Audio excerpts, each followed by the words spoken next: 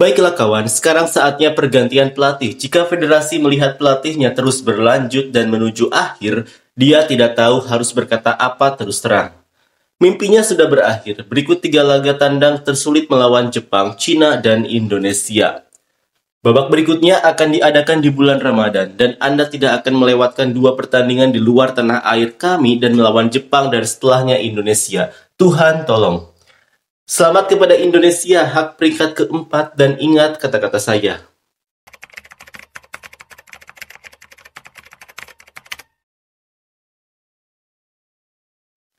Bahrain harus menerima hasil buruk lagi pada pertandingan lanjutan babak kualifikasi Piala Dunia Round 3, di mana pada laga yang digelar di kandang sendiri itu, Bahrain kembali gagal memetik kemenangan.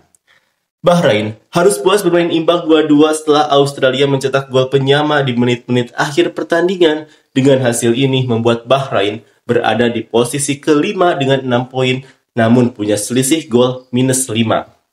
Hasil buruk ini juga semakin mempertegas jika mereka akan semakin berat untuk mendapatkan kemenangan di pertandingan selanjutnya, apalagi saat melawan timnas Indonesia di kandangnya. Mengingat timnas Indonesia sukses mendapatkan kemenangan atas Arab Saudi dengan skor telak 2-0. Seperti inilah komentar fans Bahrain. Baiklah kawan, sekarang saatnya pergantian pelatih. Jika federasi melihat pelatih terus berlanjut dan menuju akhir, dia tidak tahu harus berkata apa terus terang. Pelatihlah yang membuat Anda bermain imbang dengan Australia, dan dialah yang membuat Anda menang melawan mereka di kandang sendiri. Singkatnya, para pemain lalai, namun masih kurang berhasil.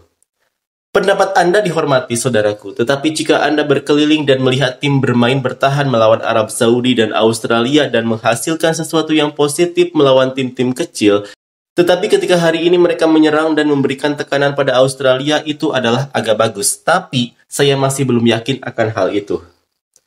Hal ini diperlukan untuk mengubah lapangan permainan dalam kutukan. Keselamatanku dari kehancuranku adalah kehancuran yang terus-menerus. Aku bersumpah demi Tuhan, aku akan mengutuk tubuhnya. Tidak ada pelatih yang bisa sukses. Masalahnya adalah mentalitas pemain dan pola asuh mereka. Mereka menghabiskan waktu lama alih-alih menggerakkan bola. Mereka menghilangkan bola dan memberi kesempatan lawan untuk menyerang, lalu mereka bertahan agar bola hilang.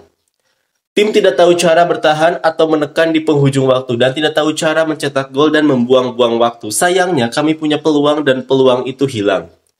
Sekedar pujian, pemain lebih patut disalahkan dibandingkan pelatih. Mereka sangat buruk dalam konsentrasi hingga peluit berbunyi berakhir. Hasil imbang dengan rasa kekalahan dan kami mempunyai peluang emas untuk finish di posisi kedua sebenarnya. Dalam hatinya tidak mengerti apapun dalam sepak bola, bagaimana bisa dia berbicara atas nama publik.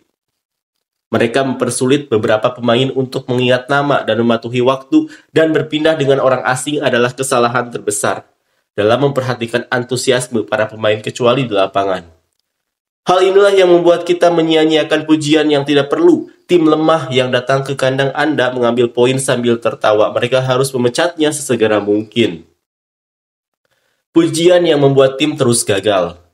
Yang lebih penting dari kemajuan adalah mempertahankan kemenangan hingga peluit akhir. Anda tidak akan pernah melupakan waktu dan percaya bahwa Anda telah menjamin kemenangan, dan setelah itu ternyata menjadi sia-sia. Mimpinya sudah berakhir. Berikut 3 laga tandang tersulit melawan Jepang, Cina, dan Indonesia. Tim kami hari ini membangkitkan semangat, namun tetap melanjutkan performa menyerang pasifnya. Jika bukan karena 2 menit yang menentukan dan desakan untuk memainkan bola-bola tinggi masih terus berlanjut.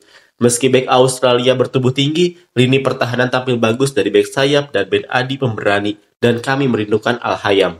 Kebaikan Tuhan itu baik, tapi kekurangannya adalah memainkan bola-bola panjang. Lini tengahnya bagus, kalah di antara bola-bola panjang, dan Kamil maju, menyisakan ruang untuk lini tengah Australia. Yang diperlukan adalah kami lebih berpusat di lini tengah dan ada pergantian pemain yang tidak realistis dengan jalan keluar. Saya pikir kami membutuhkan gelandang yang baik, karena kembalinya Marhon ke lini tengah akan membuatnya kalah bahayanya. Positifnya, serangan muncul dalam waktu 2 menit yang cukup untuk melaju, namun kesalahan pertahanan membuat kami kembali bermain imbang. Masalahnya adalah pelatih mengambil pemain dari liga yang memainkan 2 putaran dan menghentikannya selama sebulan. Inilah yang terjadi sekarang. Bagaimana pemain bisa berada di level tinggi dan siap secara fisik? Tapi para pemain belum siap, ini adalah bencana yang bisa ditanggung oleh federasi. Kalau saja mereka menang atas Tiongkok dan Indonesia, mereka tidak akan menunggu persyaratan lolos. Babak berikutnya akan diadakan di bulan Ramadan dan Anda tidak akan melewatkan 2 pertandingan di luar tanah air kami dan melawan Jepang dan setelahnya Indonesia. Tuhan tolong. Selamat kepada Indonesia, hak peringkat keempat dan ingat kata-kata saya.